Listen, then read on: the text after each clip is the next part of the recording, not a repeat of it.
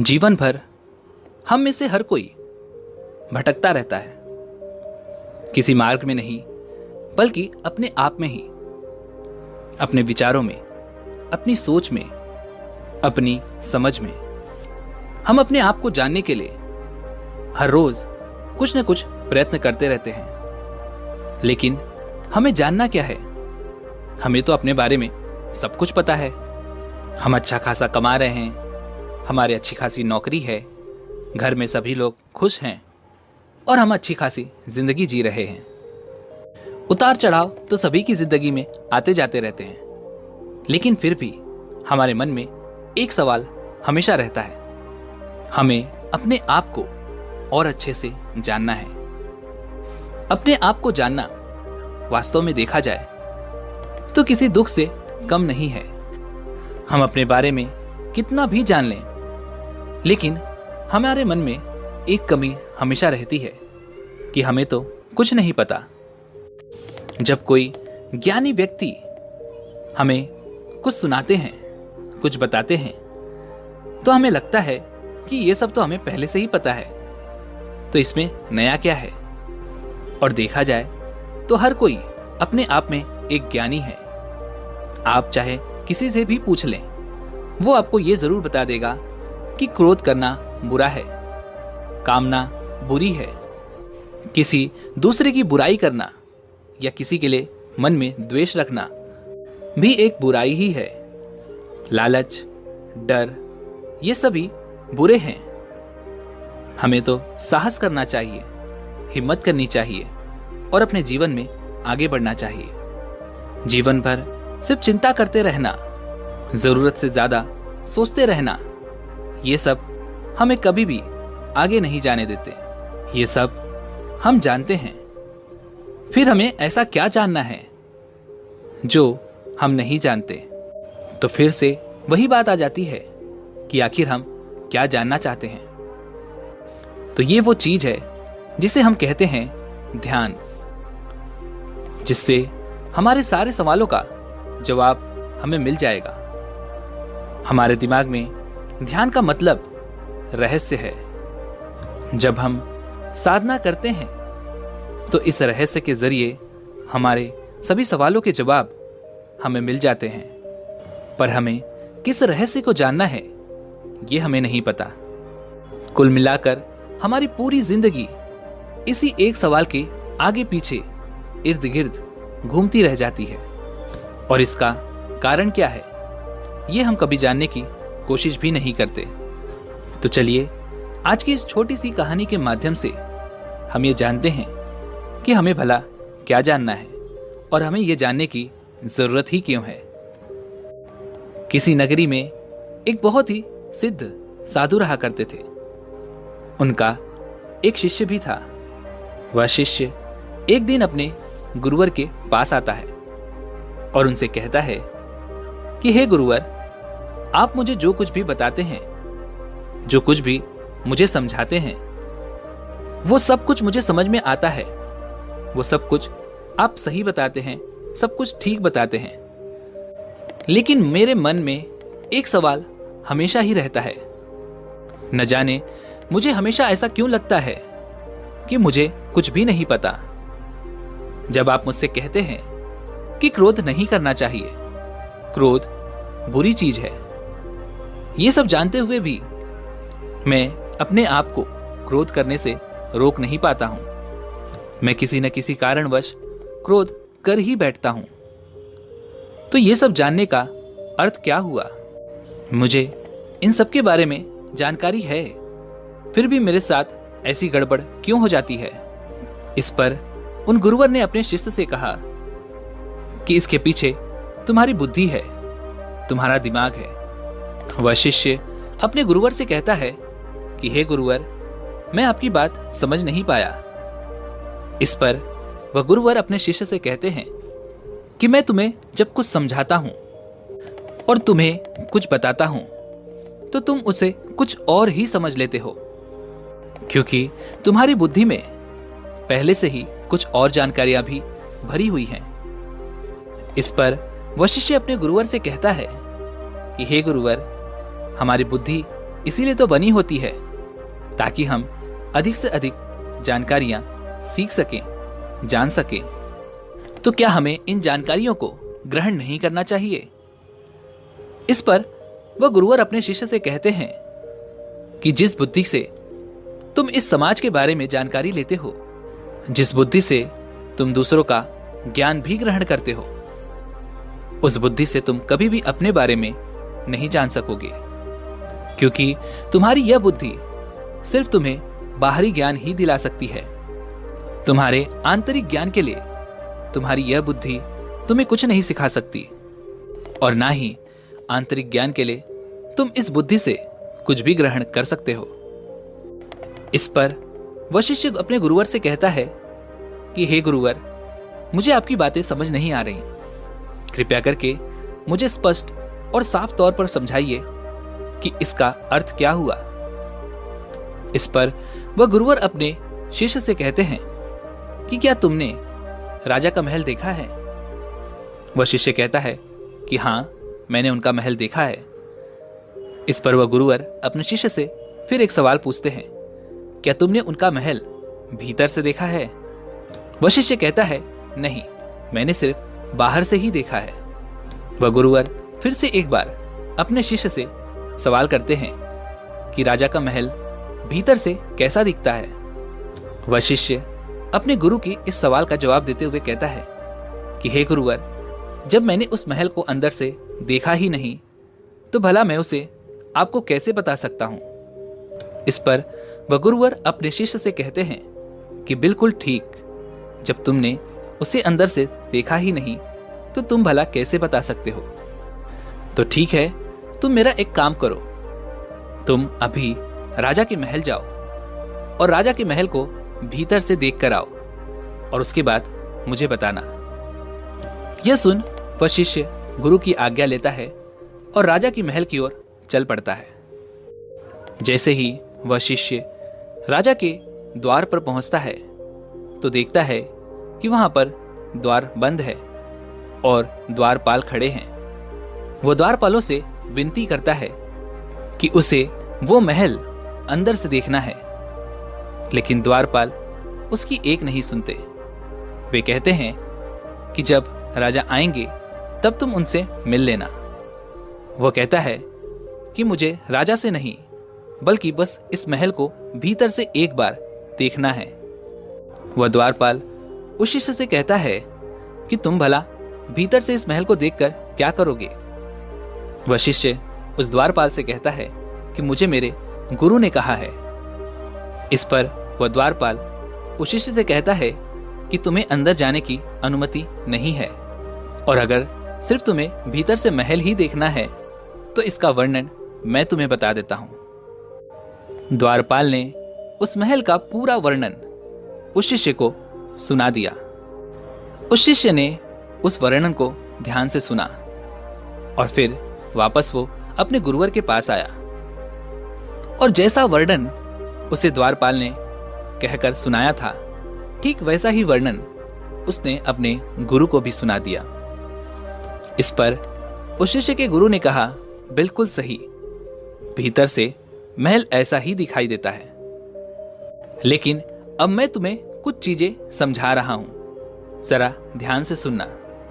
जिन द्वारपालों से तुम मिलकर आए हो, उन्हें अपनी बुद्धि समझना, क्योंकि तुम सब जानते हो, तुम सब समझते हो। जिस तरह से उन द्वारपालों ने तुम्हें भीतर के महल का वर्णन दिया है, जिससे तुम्हें संतुष्टि भी मिली और तुम खुश भी हो गए, और अब चाहो तो तुम किसी को भी बहस करके ये समझा सकते हो, ये बता सकते हो कि भीतर का महल तुमने देखा है और वो तुम्हें कैसा दिखाई पड़ता है, क्योंकि वो द्वारपाल तुम्हें कभी भी भीतर नहीं जाने देंगे। तुम्हें बाहर से ही बहला फुसला कर वो भेज दिया करेंगे। तो तुम्हें जो भी जानकारी मिली है, तुम सिर्फ उसी के आधार पर बहस कर सकते हो, लोगों को समझा सकते हो। लेकिन अब मैं तुम्हें असली महल दिखाने लेकर चलता हूं। यह कहकर गुरुवर और वह शिष्य दोनों ही राजा के महल पहुंचते हैं। गुरु को देखकर वे द्वारपाल अपना शीश झुकाकर उन्हें प्रणाम करते हैं और वे द्वारपाल उन गुरुवर से कहते हैं कि हे गुरुवर, बताइए क्या आज्ञा है। इस पर गुरु ने कहा कि हमें महल के भीतर जाना है। गुरु की इस बात को सुनने के बाद द्वारपालों ने द्वार खोल दिए। गुरु और शिष्य दोनों ही महल के भीतर चले गए। महल के भीतर जाते ही शिष्य आश्चर्यचकित रह गया। उसे जो बताया गया था, जैसा वर्णन किया गया था, महल उससे बिल्कुल अलग था। बाहर से वह महल लाल दिखाई पड़ता था और भीतर से बिल्कुल सफेद था। वह महल कुछ ऐसा दिखाई पड़ रहा था जैसा उसने कभी सोचा भी नहीं था। इस पर गुरुवर ने अपने शिष्य से कहा, क्या जैसा वर्णन तुम्हें उन द्वारपालों ने किया था, यह महल वैसा ही है? इस पर उस शिष्य ने कहा, नहीं गुरुवर, यह महल जिस तरह से वर्णन किया गया था उससे बिल्कुल अलग है। इसकी तो मैं कल्पना भी नहीं कर सकता। आगे उन गुरुवर ने अपने शिष्य से कहा, जिस प्रकार मेरे साथ आने पर द्वारपालों ने हमें सिर झुकाकर प्रणाम किया और अंदर आने के लिए हमें अनुमति भी दी, ठीक उसी प्रकार हमारी बुद्धि भी होनी चाहिए।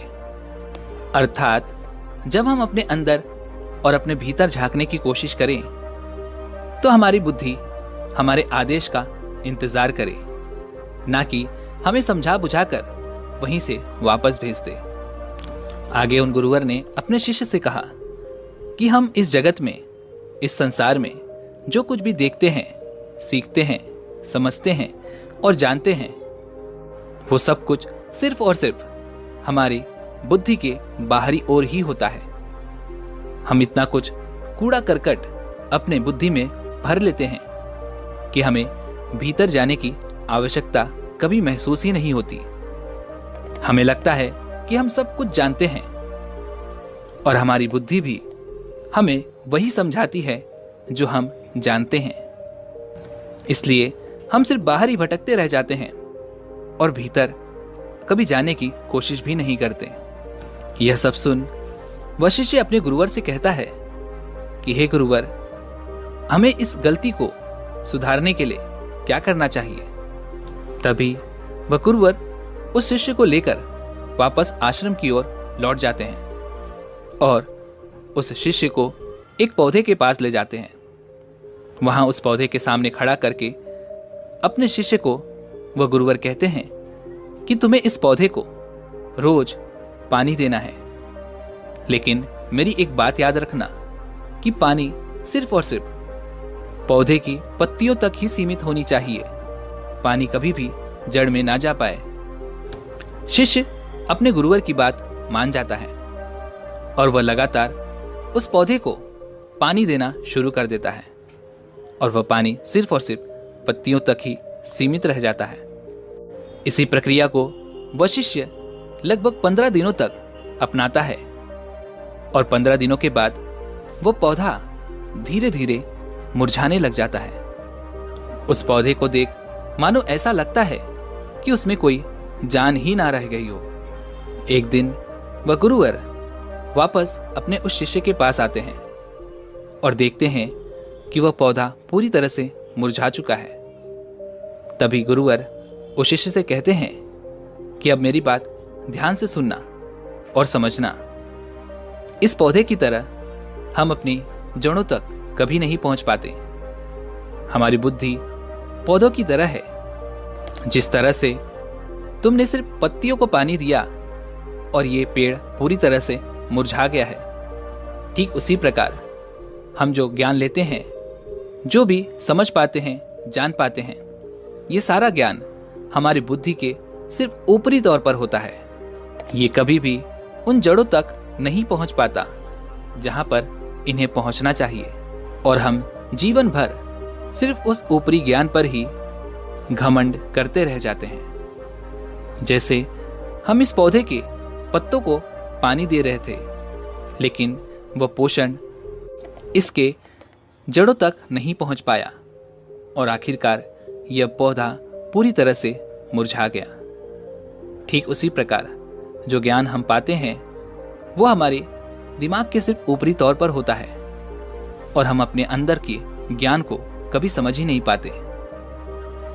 तभी गुरुवर ने पास ही में पड़े हुए पानी के एक छोटे से बर्तन को उठाया और पूरा पानी उस पौधे के जड़ में देना शुरू कर दिया।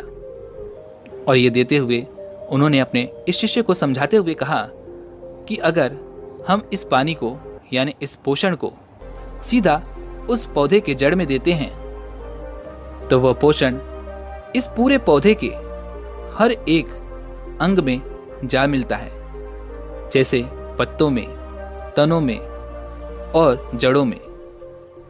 लेकिन वही पोषण यानी वही पानी सिर्फ अगर हम पत्तों में दें तो वो सिर्फ पत्तों तक ही सीमित हो जाता है और वो पोषण पौधे के किसी भी और अंग तक नहीं मिल पाता। ठीक इसी प्रकार जब हम अपने ज्ञान का इस्तेमाल करते हैं तो वो सिर्फ हम अपनी बुद्धि के ऊपरी तौर पर ही कर पाते हैं। हम कभी भी अपने उस ज्ञान का इस्तेमाल अपनी बुद्धि के भीतर तौर पर नहीं कर पाते, क्योंकि जैसा हमें समाज ने बनाया है हम अपने आप को वैसा ही समझ पाते हैं। लेकिन हम ये भूल जाते हैं कि हम सिर्फ पत्ते नहीं हैं। हमारी असली पहचान, हमारी असली ताकत हमारे जड़ों में है। और जब हम उन जड़ों का सही इस्तेमाल कर सकेंगे तभी हम इन सब समस्याओं से आगे बढ़ सकेंगे। इस दुनिया में हम बहुत कुछ सीखते हैं, लेकिन कुछ ऐसी चीजें हैं जो हमें ये समाज और ये दुनिया नहीं सिखा सकती। इसी प्रकार हर ज्ञान सिर्फ बाहरी नहीं होता, इससे कहीं बेहतर ज्ञान हमारी बुद्धि के भीतर की ओर है। जैसे कि हमें क्रोध करना कोई नहीं सिखाता, प्रेम करना हमें कोई नहीं सिखाता। प्रेम हमारे भीतर से आता है, दया हमारे भीतर से आती है, क्रूरता, काम वासना यह सब हमें कोई नहीं सिखाता। ये सब हमारे भीतर का ही ज्ञान है। ऐसे ही हमारे बहुत सारे अनुभव हैं जो कभी ऊपर नहीं आते, वो अंदर ही दबे रह जाते हैं। क्योंकि इस समाज में, इस संसार में हमने जो कुछ भी देखा है, जो कुछ भी ज्ञान लिया है, उससे हम ये मान चुके हैं कि हमें सब कुछ पता है। और जिन्हें ऐसा लगता है कि उन्हें कुछ भी नहीं पता, उन्हें उनकी बुद्धि ने यानी उन द्वारपालों ने अच्छी तरह से समझा बुझा दिया है। इसलिए हम केवल अपने ऊपरी पत्तों को ही निहारते रह जाते हैं और अपने ऊपरी ज्ञान का ही इस्तेमाल करते हैं। और हम सब कुछ जानते हुए भी कुछ भी नहीं सीख पाते, कर पाते, क्योंकि हम अपनी जड़ों तक कभी पहुंच ही नहीं पाते। अर्थात कि तुम्हें क्या पता है ये तो पहले से ही तुम जानते हो, लेकिन तुम्हें क्या नहीं पता इसके बारे में तुम्हें अवश्य ध्यान देना चाहिए। इस पर वह शिष्य अपने गुरुवर से कहता है कि हे गुरुवर, आपकी कृपा से आज मुझे मेरी गलती का एहसास हो चुका है। अब से मुझे क्या पता है इस चीज को छोड़कर मुझे क्या नहीं पता है, इस बात पर अवश्य और अधिक ध्यान दूंगा। और अब से मैं वही देखने की कोशिश करूंगा जो वास्तव में है। तो दोस्तों, अब से कोशिश कीजिएगा कि आप अपने बुद्धि के बाहर की ओर नहीं बल्कि बुद्धि की अंदर की ओर ध्यान दें और ये जानने की कोशिश करें कि आपको क्या नहीं पता है। उम्मीद है कि आपने आज की इस वीडियो से ज़रूर कुछ न कुछ सीखा होगा। तो इस वीडियो को लाइक और अपने दोस्तों के साथ शेयर जरूर कीजिएगा और हमें ऐसे ही सपोर्ट करने के लिए चैनल को सब्सक्राइब और घंटी बटन को भी ज़रूर दबा दीजिएगा। चलिए मिलते हैं ऐसे एक और वीडियो में, तब तक के लिए अपना ख्याल रखें। धन्यवाद।